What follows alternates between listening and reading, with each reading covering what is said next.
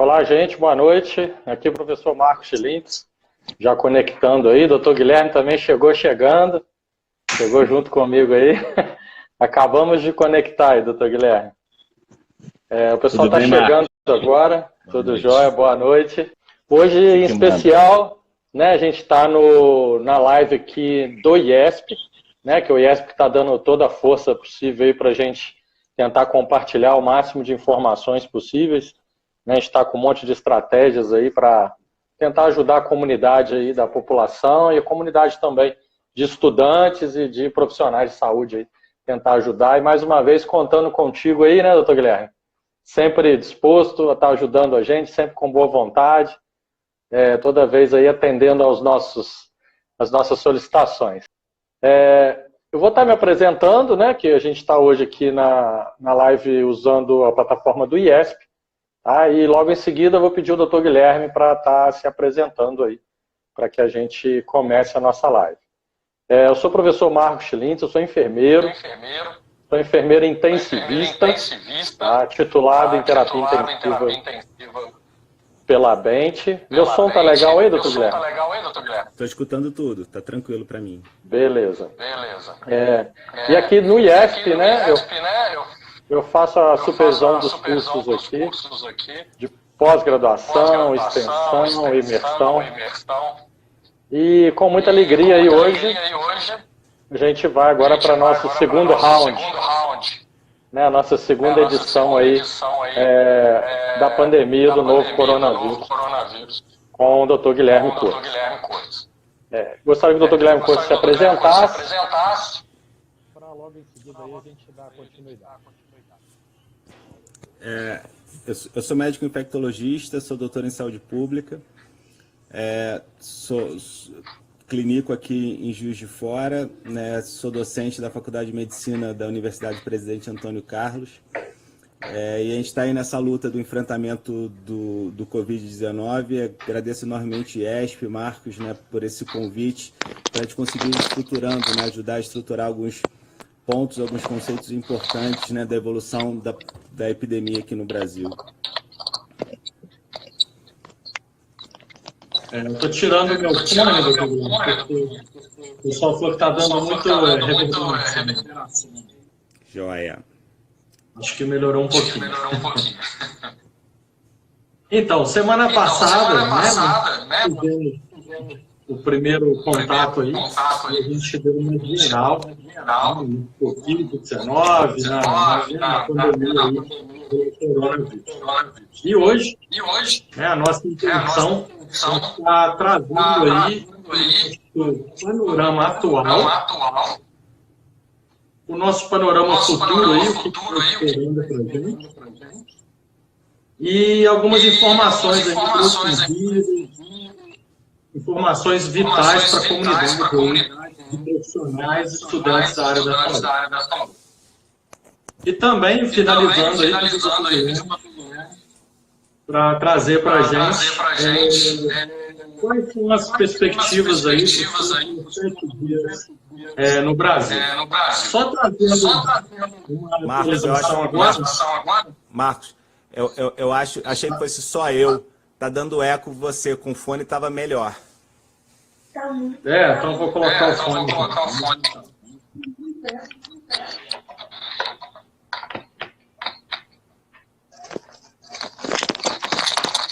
Vamos lá, ver se melhorou um pouquinho.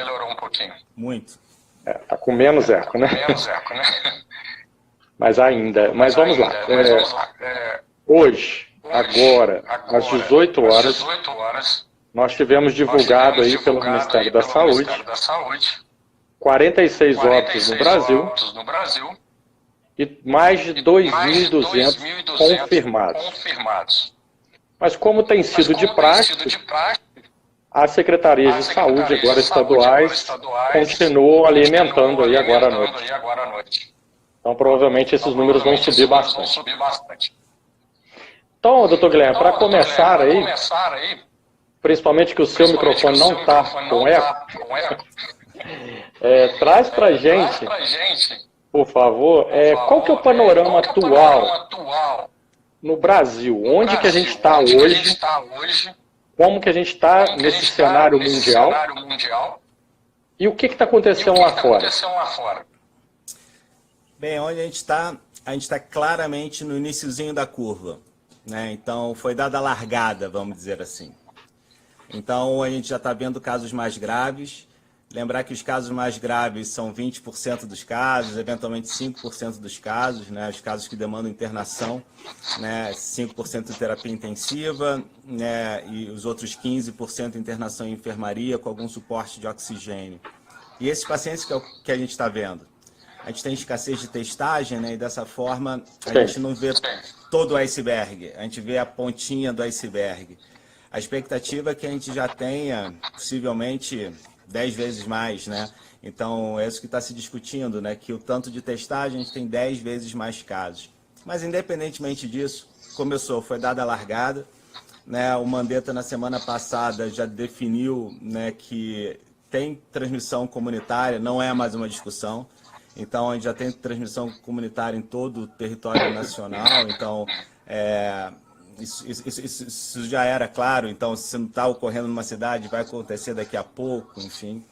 Então, a gente começou a escalada.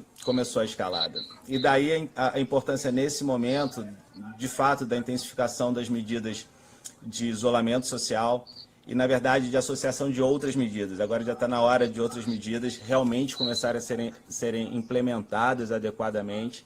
É claro que, infelizmente, a gente não tem como estruturar serviços de saúde em uma semana que a gente não fez em 30 anos. E muito da dificuldade que a gente vai enfrentar vai ser isso, né?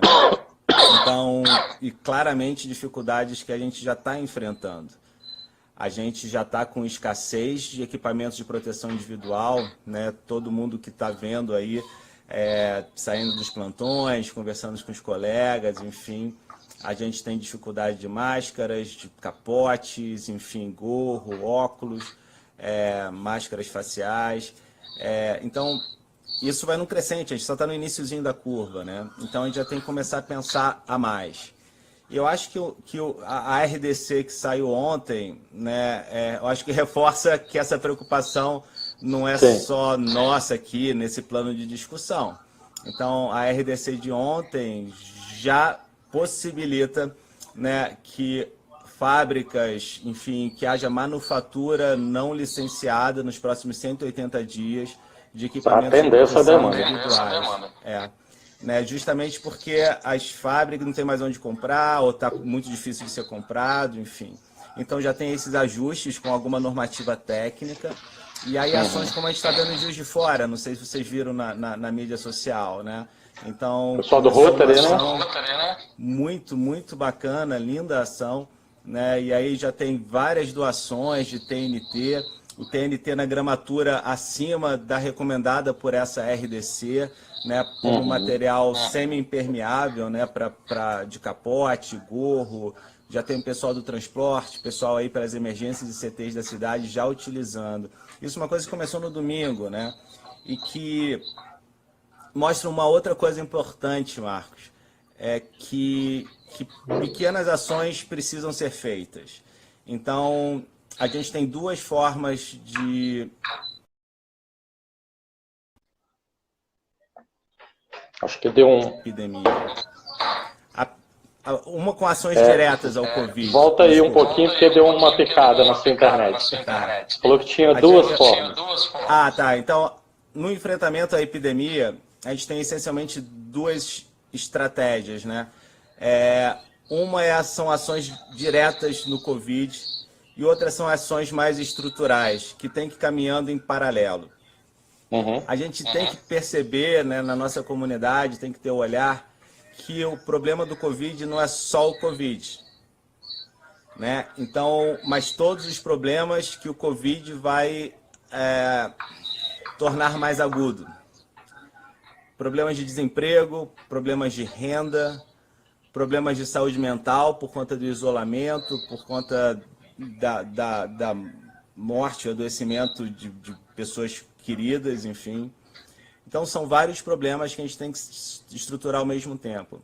Um projeto como esse vai tanto na ação direta do Covid, como tem uma ação social importante, né, de ir mobilizando a microeconomia da comunidade, que é importante para a sustentabilidade, para a nossa sobrevivência ao longo da epidemia, né? Então, isso tem sido discutido lá fora, inclusive, tanto em relação à macroeconomia, né? Então, imagina, um dos problemas do isolamento social, não somente das perdas de vidas que a gente está vendo na Europa, né, é interromper a epidemia, né? Tanto que aquela proposta, né, que estava sendo discutida na Inglaterra, de isolar os idosos e deixar a força de trabalho jovem circulando, né, justamente para manter a força de trabalho, né, no mundo que já estava em crise econômica, e no meio de uma crise econômica vem um Covid. Então, eu acho que a gente tem que começar a mobilizar socialmente, né, ações que cuidem do local, né, o restaurante local, motoboy para levar quentinha, cozinheiras se unindo, enfim, fazer EPI, né, várias ações criativas que a gente pode ajudar a dar sustentabilidade, né, para a nossa comunidade, né, porque isso faz parte do enfrentamento. E assim, por um lado, doutor Guilherme, é um questionamento que eu tenho visto algumas pessoas perguntarem. Será que a gente não seria privilegiado? Porque essa endemia começou muito longe daqui, a gente já viu todo o cenário. Será que não era para a gente estar melhor preparados e aproveitando inclusive a experiência deles? Cara, o Trump reclamou, né, que não avisaram para ele 3 meses antes da epidemia. Não teve 3 meses antes, Trump, desculpa, foi o Covid que chegou e não teve 3 meses antes. Então começou, né, em dezembro, né? Então foi agora, não tem esse tempo de planejamento. Então o que a gente está estruturado de estrutura de serviços de saúde é o que a gente tem para enfrentar. Os Estados Unidos com sua estrutura de saúde, sua estrutura organizacional, Coreia do Sul a mesma coisa, Itália a mesma coisa e China. Então isso a gente não reestrutura em poucos meses, nem em poucas semanas, e são décadas para estruturar. A China tem a característica organizacional de ser um país ditatorial, enfim, e conseguiu rapidamente instituir medidas involuntárias de isolamento social, por exemplo, né? Deixou uma cidade inteira do tamanho do Rio de Janeiro fechada. No Ocidente democrático, acho que talvez isso já não seja possível. A gente precisa, né, da adesão das pessoas. Beleza, a gente tem conquistado isso. Mas a gente também precisa da ação de um Estado, né, para várias questões. E talvez, né, a gente está observando uma certa morosidade, ou uma intensa morosidade, né, de vários setores públicos nos diversos níveis de gestão para tomar ação. Seja por questões de burocracia, seja por questões de medos políticos de fazer isso, né, de receios, da legalidade que trava de fato algumas ações, mas é uma morosidade, né? Então a gente viu que teve que acontecer algum movimento social, né, entendeu? De pressão em vários lugares para conseguir.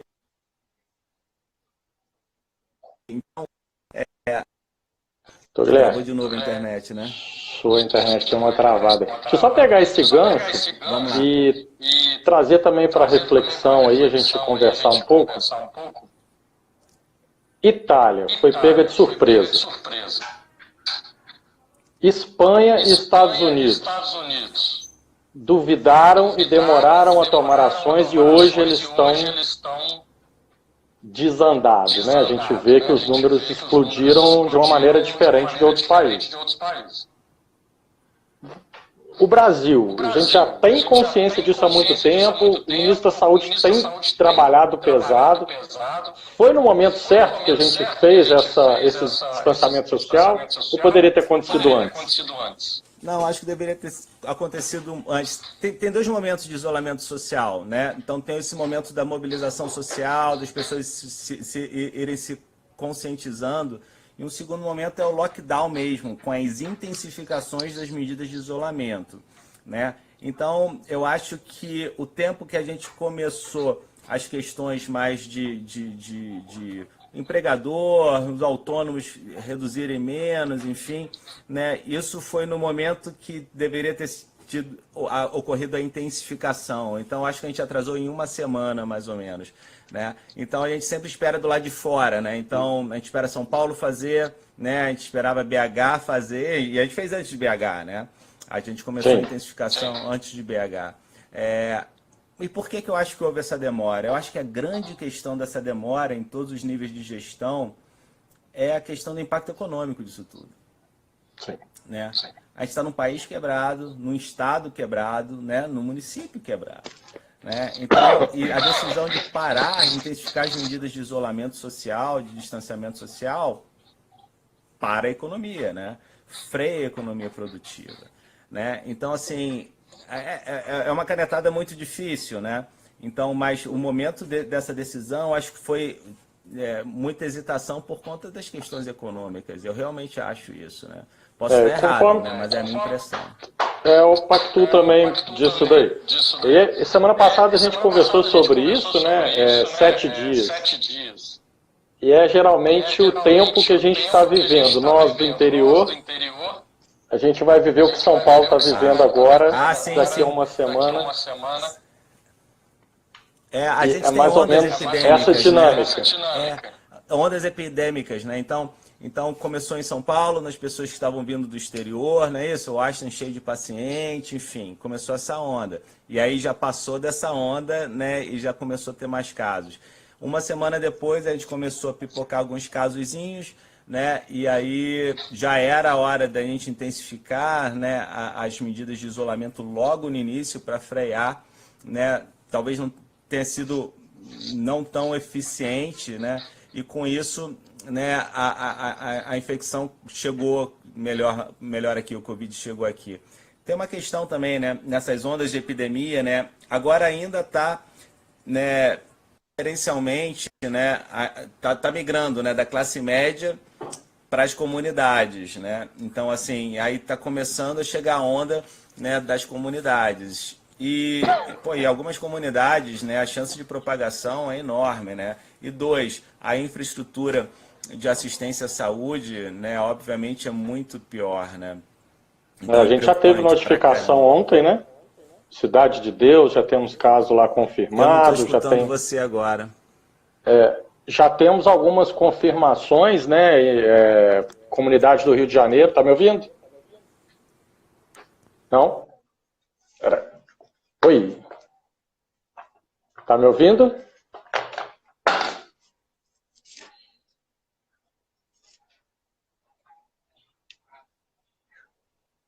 Acho que a internet do Dr. Guilherme deu uma travadinha de novo lá.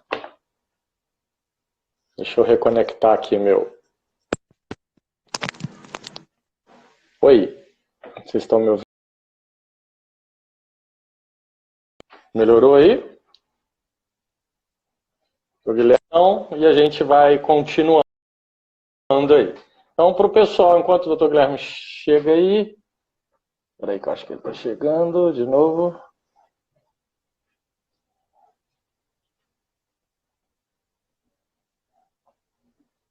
Quando o Dr. Guilherme chega aí, a gente vai atualizando os números aí. Temos hoje 46 mortes confirmadas no Brasil pelo Ministério da Saúde e mais de 2.200 pessoas confirmadas. Dr. Guilherme, seja bem-vindo de volta. Obrigado, desculpa. Vamos lá. Não, deu algum problema na conexão aí. Estava dando uma atualizada aqui de novo nos números, né? Uhum. E retomando aí essas questões todas aí do momento, melhor momento. Enfim, vamos viver o que a Itália está vivendo hoje? Cara, eu acho que sim. Bem próximo, né? Em números. A Itália, do que logística. A Espanha está vivendo. Eu acho que, infelizmente, é o mais provável, né? Então, o que eles estão vivendo agora é o colapso do sistema de saúde, né?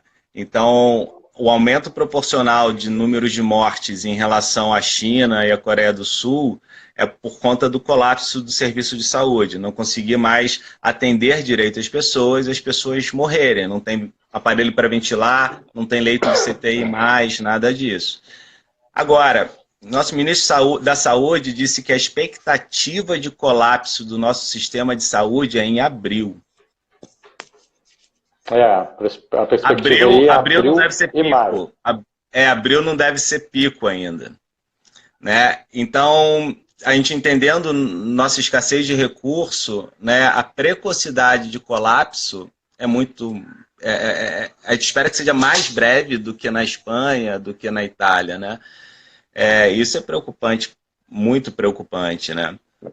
Algumas ações, como os hospitais de campanha, né, que já começou em São Paulo, a gente já tem todo um movimento lá no Pacaembu, Campo de Marte, lá no Ayambi, né? Então a gente vai ter muito leito, tanto para paciente clínico, que vai precisar ali de uma monitorização só, quanto mais milhares ali de leitos de UTI. O momento é esse mesmo, né? Antes que a gente, eu acho que pelo menos isso aí teve uma assertividade muito grande aí, os esforços governamentais, para que não deixar acontecer, né? Igual no próprio Estados Unidos, a gente viu, eu vi, né, hoje uma reportagem do Exército, tá junto lá com todo o governo, montando hospitais de campanha agora, e eles já estão lá em cima.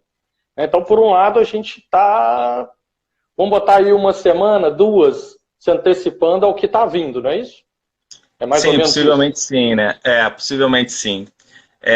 Isso tem que ser feito, né? São algumas coisas que tem que ser feito, né? Então, uma estrutura para a gente conseguir manter as pessoas em casa, né, bem. Quando elas estiverem doentes, a gente conseguir orientá-las em casa, evitar a ida desnecessária para os serviços de saúde. Número 2, tem que ter unidades de atendimento para a Covid, né, e não somente as emergências habituais, senão vai saturar rapidinho. Nossas emergências já são saturadas, todas elas. E tem que ter mais leito de CTI, de terapia intensiva. Tem internações de Covid que não precisam de terapia intensiva, é verdade. Né, mas tem muitas que precisam, né, de forma prolongada, né, parece que 2 semanas, 3 semanas de ventilação quando o paciente vai para o tubo. Então, tudo isso precisa ser estruturado rapidamente, né? E, paralelamente a isso, toda a estrutura de contingência para as doenças habituais. O que a gente faz com o infartado? O que a gente faz com a apendicite que chega? Né? Então, assim, esse plano tem que ter. Não existe só Covid, não existe só a epidemia, né, no meio da epidemia. Então, são esses outros danos todos que precisam ser estruturados. Esses hospitais, né, de campanha são justamente, né, na expectativa que isso possa acolher a demanda de Covid, né, e que o resto da demanda habitual não seja tão afetada dessa forma. Né? Ou extinta, né? Ou acaba extinguindo o usual, né? Ou extintas, né? Ou com muita incapacidade de resolução, né? Minimamente, né? Sim. Teve uma colega enfermeira na Itália que estava dando uma entrevista essa manhã, eu assisti, e ela falando que a grande preocupação da maioria dos profissionais eram esses. Os infartados, os AVCesados estavam morrendo, porque não tinha nem como recebê-los. E é o que justamente você falou, né? E aí? E o usual? Né? E as outras clínicas, como que ficam? Né? O que a gente precisa ter mas eu acho que o seguinte olhar, né? Tudo isso é dano da epidemia. Né? Tudo isso é dano da epidemia. Né? Quando uma pessoa, no meio de uma epidemia, morre infartado sem atendimento, isso, no final das contas, é morte por Covid, entre aspas. Né? Então, foi o dano da pandemia de Covid que causou isso. É a mesma coisa que uma enchente. Teve uma enchente, né? Então as pessoas morrem afogadas, uma mega chuva, desabamentos, aquelas tragédias.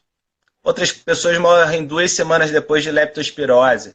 Ou então alguém que não conseguiu atravessar a estrada porque estava sem ponte, né? E aí não conseguiu atendimento médico. Todos esses são danos daquela chuva, daquela enchente, né? Daquele desastre. Então, tudo isso, no final das contas, entra na conta, mas não ameniza, que é um pouco do discurso que surgiu em algumas entrevistas lá na Itália, tal, então que chegou aqui dessa forma. Não, então, tantos óbitos na Itália não são por Covid, muitos são pelos outros casos. Sim, mas é o mesmo problema. E qual que é o problema? Colapso do sistema de saúde. Entendeu? Esse é o problema. Esse é o problema essencial. E esse colapso, assim, eu acho que só reforçando, a gente já viu que a mídia deu bastante importância a isso. O colapso está linkado diretamente com a curva de crescimento, esse pico, né, que acontece e vai estar provocando. Semana que vem, desculpa, semana passada você explicou muito bem, né, para a gente o porquê desse achatamento, né, e no seu olhar, doutor Guilherme, você acha que o Brasil está conseguindo, a gente já percebe um pouco desse achatamento ou ainda é muito cedo para a gente falar? Cara, eu acho que é muito cedo para a gente dizer que a gente conquistou esse achatamento, né? Não dá para afrouxar agora, pelo contrário, tem que intensificar agora. Então começam os casos, como ninguém tem imunidade, o que a gente espera na curva epidêmica, né, é que a curva epidêmica só se encerre quando 60%, 70% das pessoas estejam imunes àquela doença que está correndo. Como a gente não tem vacina contra o Covid, a gente espera que 60%, 70% das pessoas se infectem por Covid para a curva descer. Né? Então, de qualquer comunidade. É a vacina então, isso natural, que a gente espera. Né? Então, essa curva existe, vai existir. Né? O que a gente espera é conseguir, em vez dela ficar nessa altura, ela ficar nessa altura. E não ultrapassando a linha, vocês viram, né, nas mídias sociais, a linha da capacidade do sistema de saúde. Então, esse aqui é o grande dilema. O que vai acontecer? A gente também não vai conseguir manter de forma tão intensa esse isolamento social. Em algum momento a gente vai começar a afrouxar. O que vai acontecer? A curva vai voltar a subir. Aí a gente tem que voltar a intensificar, entendeu? As medidas. Aí segura um pouco novamente, tentando mantê-la sempre abaixo da linha de colapso do sistema de saúde. Aproveitando, tem duas perguntas que saíram aqui, tem alguns médicos, enfermeiros, fisioterapeutas aqui participando da nossa live.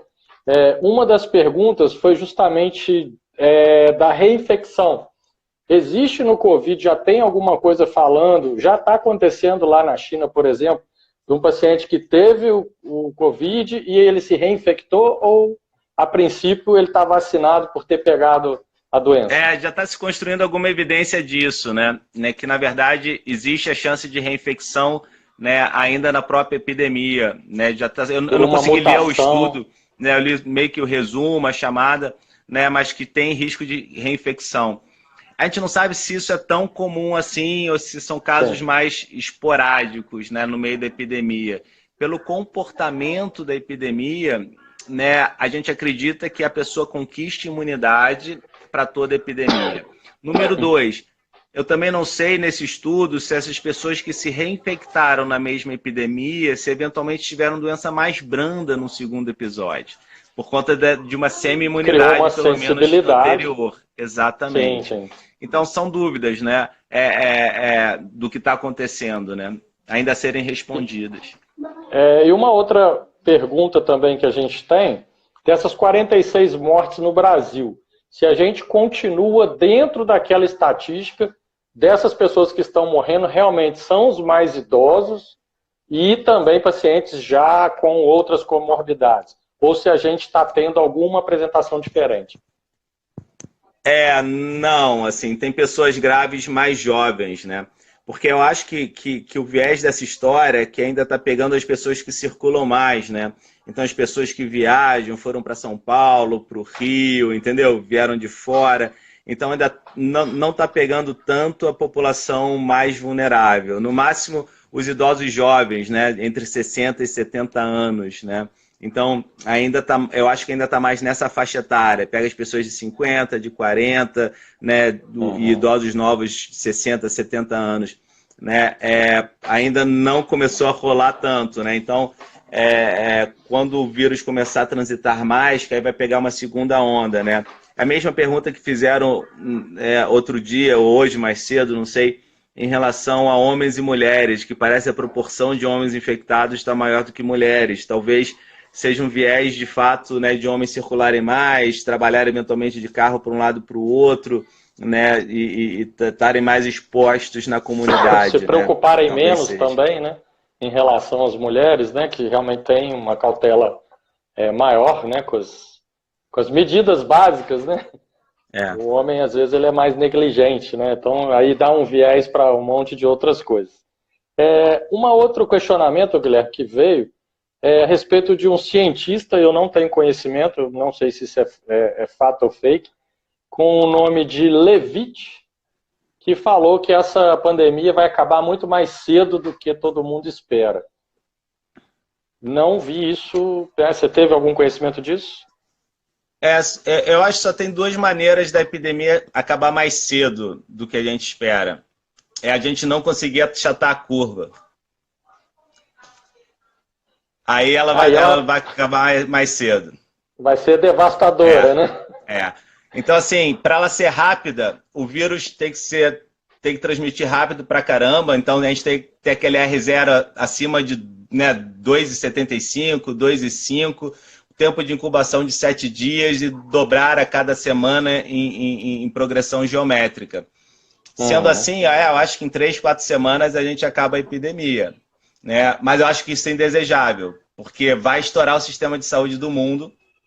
Né? Nem o americano sustenta um negócio desse. Vai ser catastrófico. Né? E aí muita gente, né, vai falecer sem cuidados adequados. Então, se ocorrer isso, eu acho que pode ocorrer, mas eu acho que não ia ser uma boa pra gente, não. Né? A gente tem que fazer ela durar mais tempo e mais tênue.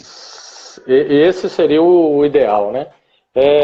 Tem algumas pessoas perguntando também que são jovens, né, inclusive, mas tem alguns problemas de saúde, como diabetes, hipertensão, plaquetopênicos, pacientes com algumas outras comorbidades. Se para eles a apresentação da Covid-19 poderia representar aí um risco de vida. Eu acho que sim, né? Sempre que a gente tem a saúde um pouco mais debilitada, né, a gente tem um risco aumentado, né, de qualquer doença, nosso prognóstico fica pior, né? Pressão alta, doenças pulmonares. Uma dúvida pode ser dos asmáticos, né? Porque, na verdade, a pneumonia ataca mais, né, os pneumócitos e não tanto a via respiratória, né? Mas eu acho que deve piorar o prognóstico, né? Então deve ter uma hiperreatividade brônquica e com isso a ventilação fica mais difícil. São questões ainda para a gente ver. Mas independentemente de comorbidades nas pessoas jovens, a gente tem que lembrar, cara, que na nossa faixa etária, por exemplo, né, dos 40 e poucos anos, a gente tem 0,4% de chance de morrer naquele estudo de séries lá iniciais da China. Isso é muita coisa. É muita coisa. A letalidade global do H1N1, global, pegando todas as faixas etárias, foi de 0,7%. Então não dá para dizer, entendeu, que seja uma brincadeira, né, para adultos jovens, enfim, né, pessoas com 30 anos, 40 anos, né, talvez seja bem mais tênue, é bem verdade, para as crianças e adolescentes, né? Mas também, e é claro que o nosso risco é muito inferior para quem tem menos de 60, menos de 70, 80 anos, mas não é um risco desprezível. Então, se 70% de nós com 40 e poucos anos, né, deve pegar o Covid, e 0,4% de nós, né, 0,4% da gente deve morrer de Covid, né, é muita gente, cara. Muita gente na nossa faixa etária que vai ficar muito doente por Covid. Tem gente falando aí, a gente está conectado aqui, a gente não está acompanhando aí os jornais, mas falaram aí que do isolamento domiciliar.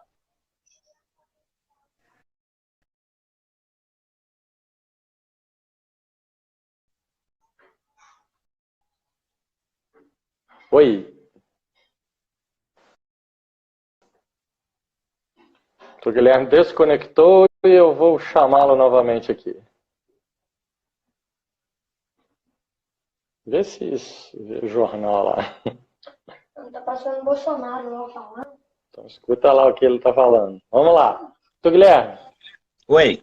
O pessoal está falando aqui que, né, algumas pessoas postaram aqui na timeline nossa aqui, que o presidente decretou que as pessoas saiam do isolamento.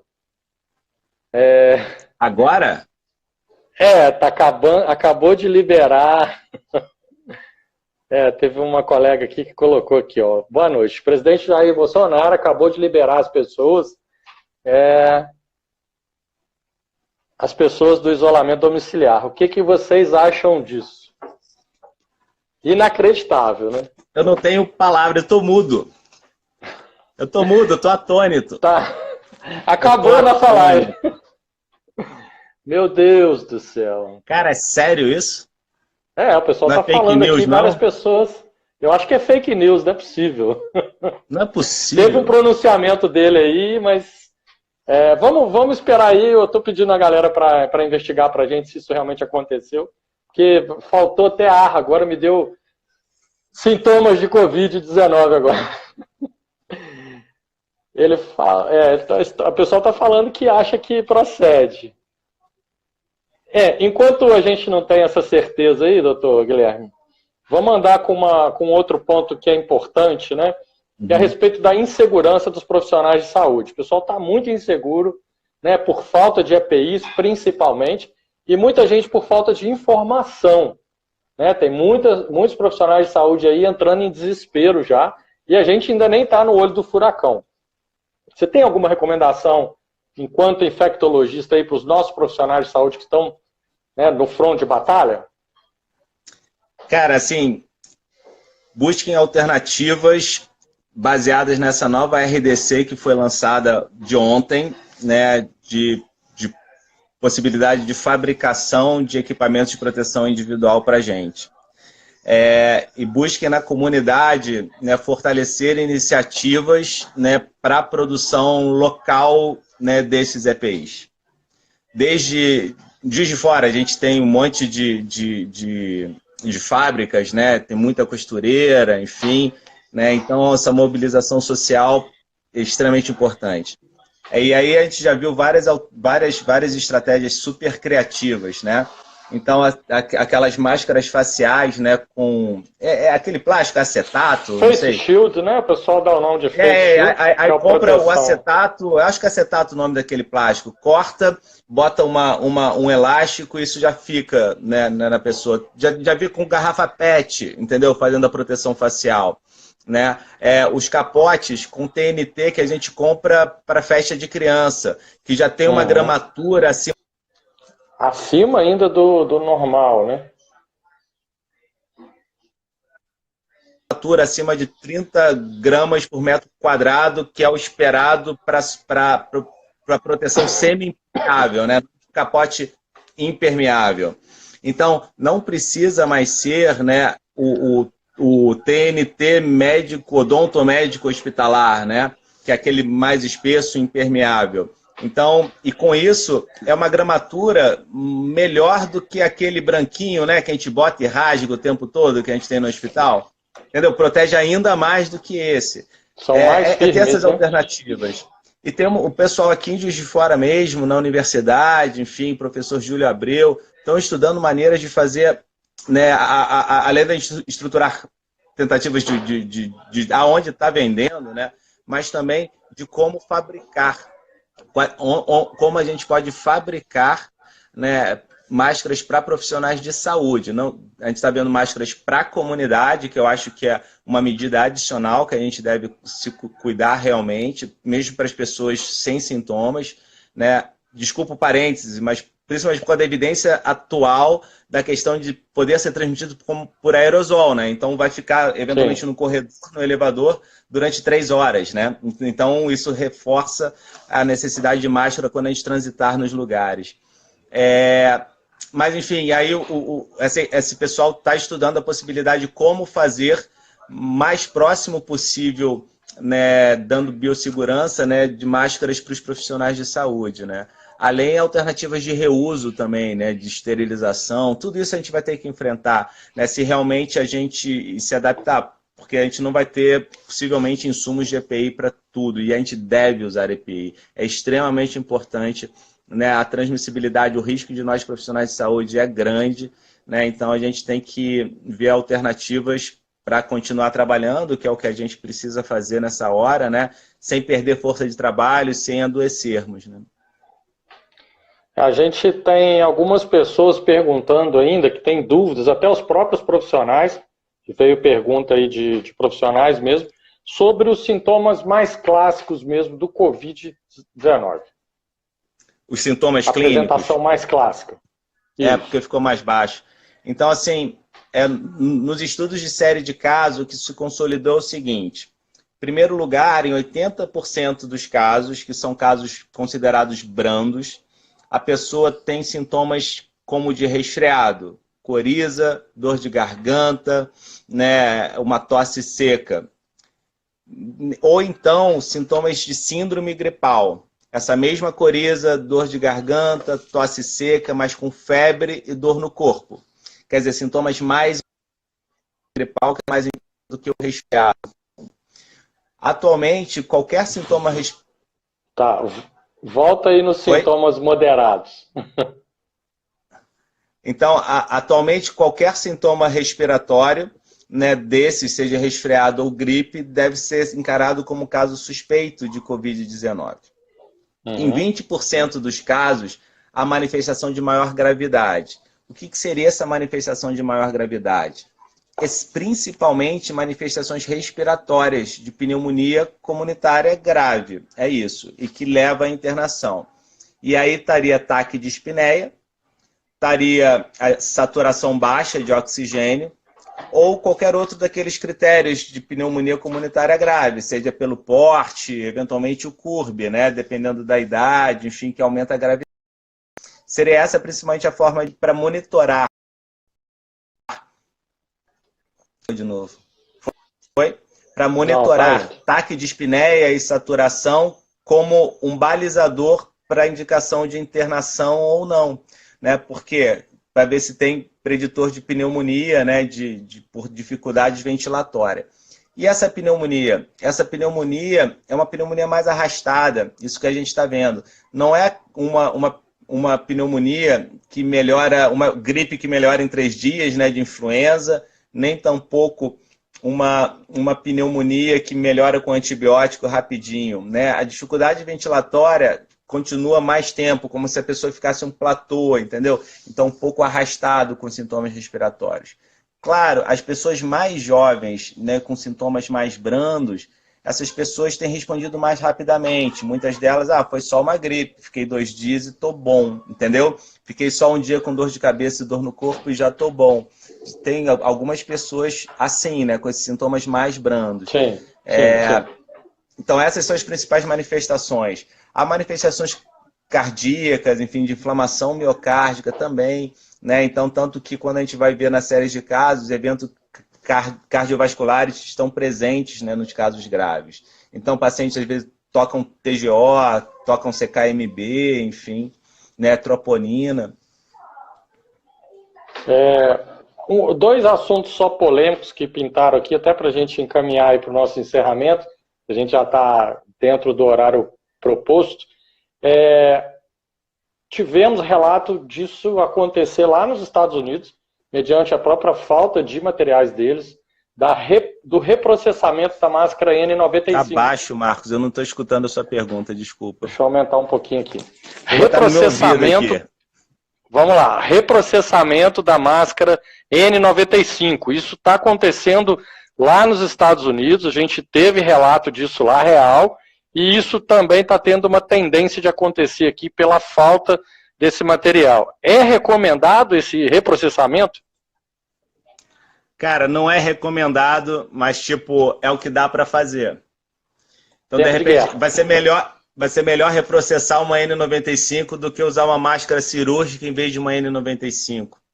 Vai ser melhor reprocessar uma N95 do que usar uma máscara de pano em algum momento, né? Então, na verdade, é o melhor para a gente fazer, sim, tentar reprocessar. E quando você está falando que nos Estados Unidos estão reprocessando, cara, nos Estados Unidos é o lugar onde mais se descarta tudo é descartável, entendeu? Troca o tempo todo e lá estão reprocessando, né? Então, aqui a gente já estava acostumado, né? A gente usa durante uma semana a nossa N95. 30 né? dias. Sempre foi assim, né? Sempre foi assim. Então, com cuidado maior em relação à efetividade, né, da superfície, né? E claro, se sujar o bom senso, né? Se tiver catarro, enfim, saliva, aí joga fora mesmo, né? Tem muita gente que usa máscara cirúrgica e depois a N95. Só que assim, pelo amor de Deus, gente, não façam isso. É o contrário é uma boa ideia. É o contrário, isso, justamente isso. Usar a N95 e uma cirúrgica por cima para que você proteja a sua N95 e ela perdure mais. Não é isso, doutor Guilherme? Isso aí, porque evita um pouco das gotículas chegarem, né? Sim, então sim. diminui sujidade na N95, você protege melhor a superfície da N95. Então, botar a cirúrgica em cima da N95 faz sentido, o reverso não, porque... E as barbas, né? As pessoas têm que tirar a barba, né? Começou essa tendência agora, né? Os jogadores, os famosos aí estão tirando as barbas por conta de higienização, né? Então essa onda tá pegando e a galera tá ficando todo mundo sem barba aí, pode ser uma boa. Então, Guilherme, vamos lá.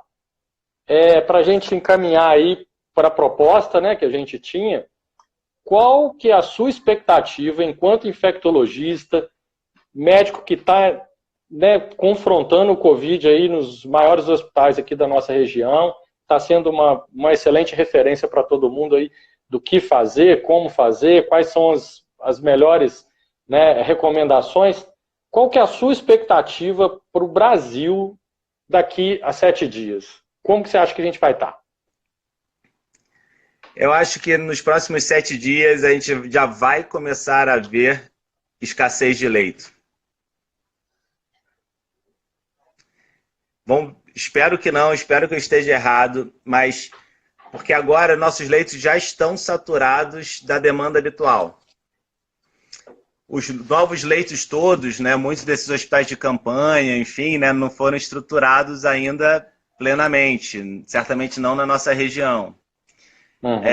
E com essa progressão geométrica, enfim, né, que vai dobrando dessa forma em 7 dias, em 7 dias a gente espera o dobro, né, do que tem agora. E aí, com o dobro de demanda de CTI, enfim... então eu acho que a gente já vai começar a enfrentar na semana que vem problemas de leito para internação de casos graves de Covid. Na rede pública, principalmente. Na rede pública. Sim.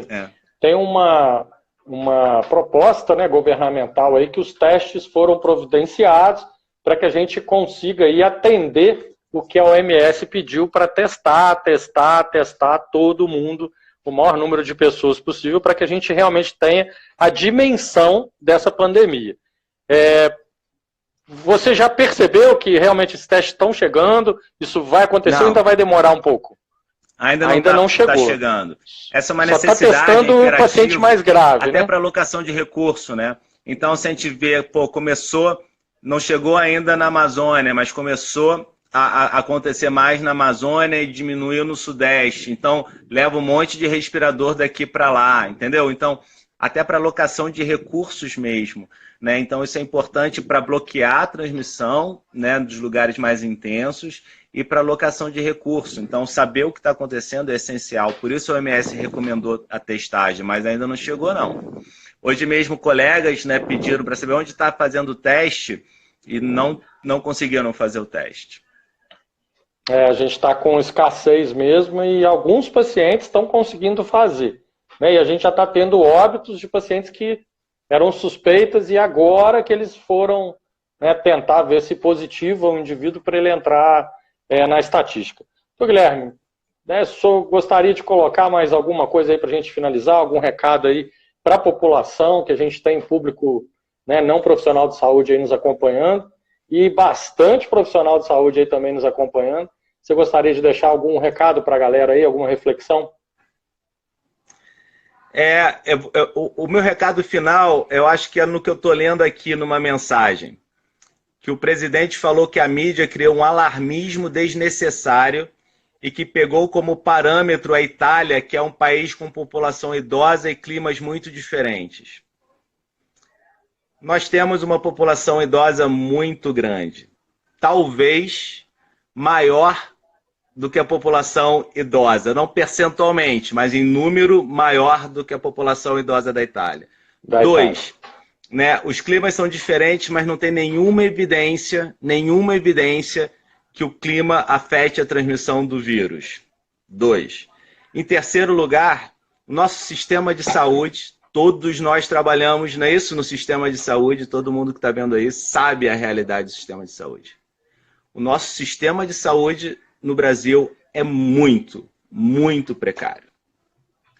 Por isso que a gente não está conseguindo fazer vigilância epidemiológica adequada, testagem adequada, ações de bloqueio da epidemia adequados. E vai faltar leito de CTI, não tem jeito. A gente tem muita escassez de recursos. E vai faltar EPI e a gente vai ter que se virar. Isso está com a gente, com cada um de nós. A gente vai ter que se virar para fazer o nosso EPI. A gente vai ter que se virar para ventilar os pacientes como der, com monitor, ressuscitar Inter 5, ressuscitar Birdmark 7. O Birdão, né? Cara, essa luta vai ser. Tipo, a gente vai chorar nas emergências e CTIs, cara, entendeu? Das escolhas. Tipo, eu não acho absolutamente que é alarmismo. Na verdade, desculpe, presidente, né, mas ver o mundo pegar fogo desse jeito e dizer que o mundo está sendo alarmista é tapar muito o sol com a peneira. Né? Isso não é nada partidário, absolutamente nada partidário. Isso diz respeito à vida imediata de cada cidadão brasileiro. De cada cidadão brasileiro. E isso não é brincadeira, cara. Isso não é brincadeira. Espero que eu esteja errado, espero que daqui a uma semana vocês digam, pô, o Guilherme era alarmista e era um louco. Que vocês me chutem, né, daqui, nunca mais eu faço uma entrevista aqui no IESP com o Marcos, né, que falou um monte de besteira. Espero que eu esteja muito errado, mas eu acho que essa curva só vai aumentar. Né? E se a gente afrouxar as questões de isolamento social agora, né, dá uma semana de incubação, entendeu? Para a gente ver os danos do que a gente estiver pegando na semana que a gente estiver passeando por aí. Tá bom? Fique em casa. A estatística nacional está bem clara. A cada 48 horas, o pulo que a gente está dando. Né, de dobrar, de triplicar, e isso... Né, você dobrar 500, vai para 1.000. Você dobrar 1.000 é 2.000. Você dobrar 2.000, são 6.000. Né, triplicar e por aí vai. Então, assim, a gente está realmente vivendo, conforme você tinha colocado semana passada, né, num momento histórico, né, que talvez né, o mundo moderno não tenha passado nada do que a gente está passando agora. Então a responsabilidade de cada um de nós é muito grande, não é brincadeira. Eu acho que a nossa própria população demorou muito a entender a gravidade disso tudo, né? E infelizmente a gente tem alguns líderes que ainda têm esse tipo de posicionamento, isso, né, dá um pouco de tensão na gente. O pessoal está falando aqui que há uma recomendação para retornar às aulas, porque as crianças e os jovens não podem ficar sem aulas e eles não são um grupo de risco. Meu Deus. O que você acha disso, doutor Guilherme? Se isso acontecer amanhã, as aulas voltam, todas as crianças voltam a estudar, a gente vai ter aquele pico, né? Vou falar, meus filhos não vão para a escola. Meus filhos não vão para a escola. É muita responsabilidade. Eu acho que isso já está respondido. O que a gente não quer para o nosso filho, né? A gente não quer para ninguém, né? Não é isso? Então, Guilherme, gostaria muito de voltar aqui terça-feira que vem, né? Se sua agenda permitir, eu acho que a gente já vai ter um panorama aí completamente diferente.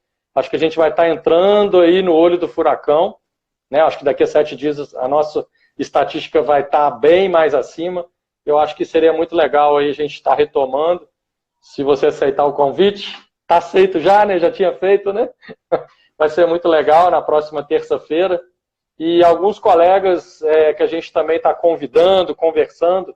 A gente deve ter uma live com um fisioterapeuta bacana, titular em terapia intensiva, que saca muito aí de pneumointensivismo.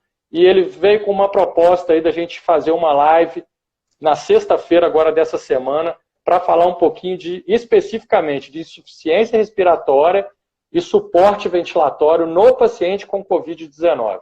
Então falar dessas particularidades para tentar ajudar um pouquinho a galera que já está nas UTIs, nas salas vermelhas, já lidando com esse tipo de paciente. Então vai ser muito legal, né, convidar todo mundo aí, em breve a gente faz esse comunicado, e super ansioso aí para a próxima terça, doutor Guilherme, para a gente voltar de novo. A gente se vê na terça que vem.